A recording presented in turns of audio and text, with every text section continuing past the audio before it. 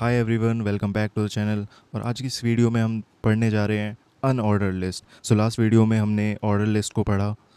Okay, अब पढ़ने जा रहे हैं हम unordered list. So last time हमने इतना कोड लिखा हुआ था और ये इस तरह से कुछ आउटपुट शो कर रहा था। ओके, तो हम इसको ऐसे ही रहने देंगे।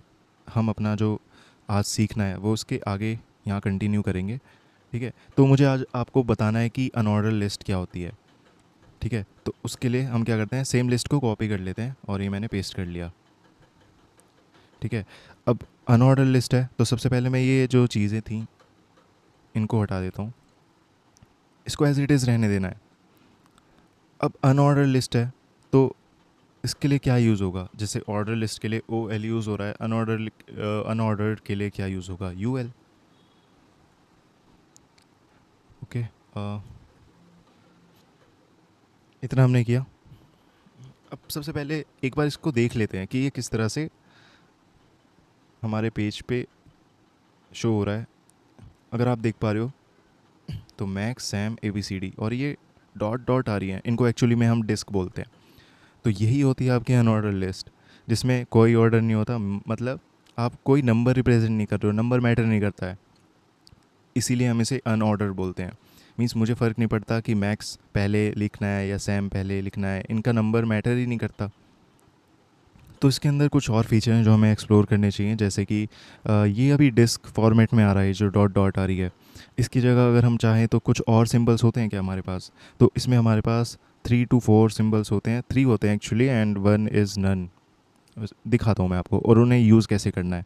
तो जैसे ऑर्डर लिस्ट में तो हमारे पास टाइप था, तो इसके अंदर टाइप नहीं होता है। इसके अंदर हमें वही अपना स्टाइल यूज़ करना पड़ेगा। तो मैंने लिखा स्टाइल, और इसके अंदर हम किस तरह से प्रॉपर्टी डिफ़ाइन करते थे, राइट। तो की वैल्यू पेयर में इसको हमें डिफ़ाइन करना होता है। तो इसका क्या होगा, तो यहाँ पे लिखना होगा लिस्ट स्टाइल और ये टाइप, ये वाला ऑप्शन आपको सिलेक्ट करना है।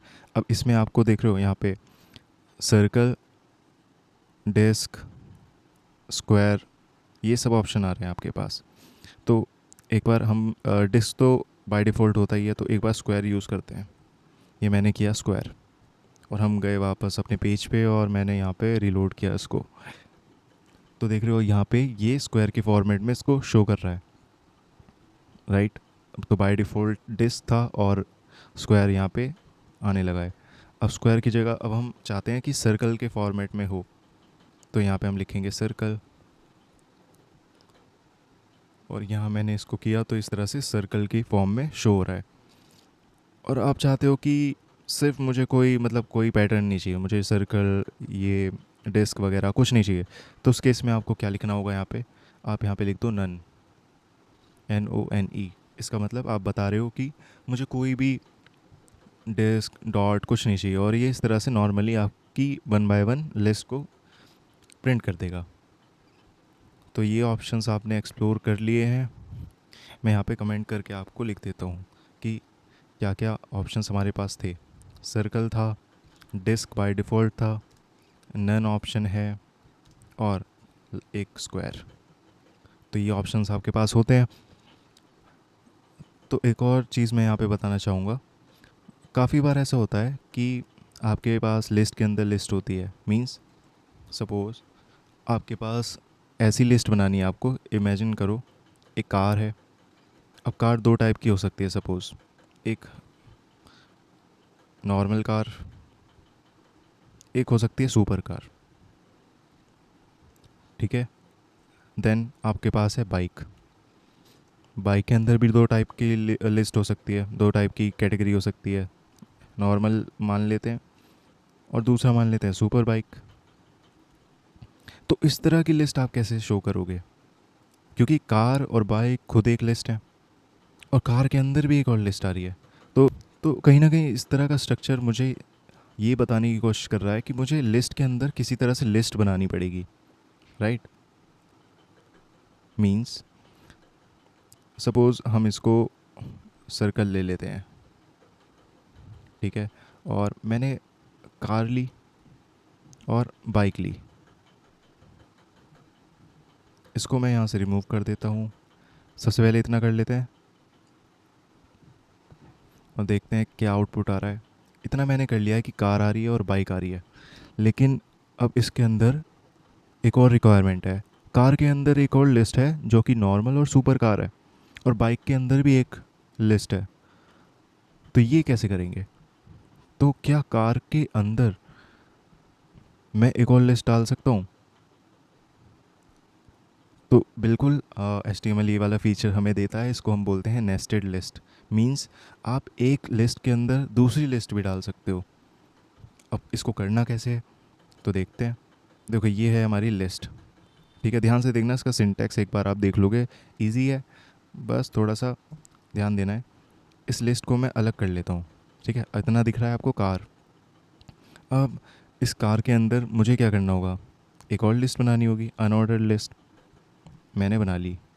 अब इसके अंदर लिस्ट बनानी है तो मैं क्या यूज़ करूँगा, LI के अंदर क्या यूज़ करना है, normal, let's say normal, right. अब फिर से एक और, इसके अंदर हमें क्या लिखना है, सुपर कार। इतना मैंने लिख दिया है, इसको मैंने सेव कर दिया है, और ये मैं गया रीलोड करने के लिए, और ये देखो आपकी ये रेडी है। कार के अंदर नॉर्मल और सुपर कार की लिस्ट हमने बना ली है। एक और बार मैं आपको सिंटैक्स एक्सप्लेन कर देता हूँ। देखो कुछ नहीं है, ये एक नॉर्मल अनऑर्डर लिस्ट थी, आप इसको अलग अलग रख लो, चाहे पहले अलग से बना लो, ठीक है। और इसको अगर मैं वापस पहले जैसा कर दूँ, एक नॉर्मल लिस्ट की तरह, तो ज़्यादा कुछ बड़ा चेंज है नहीं। ये पहले ऐसा था, राइट। तो आपने क्या किया, पहले एक अंदर वाली लिस्ट बना ली आपने। ये जो नॉर्मल और सुपर कार वाली लिस्ट थी, आपने इस तरह से बना ली अलग से।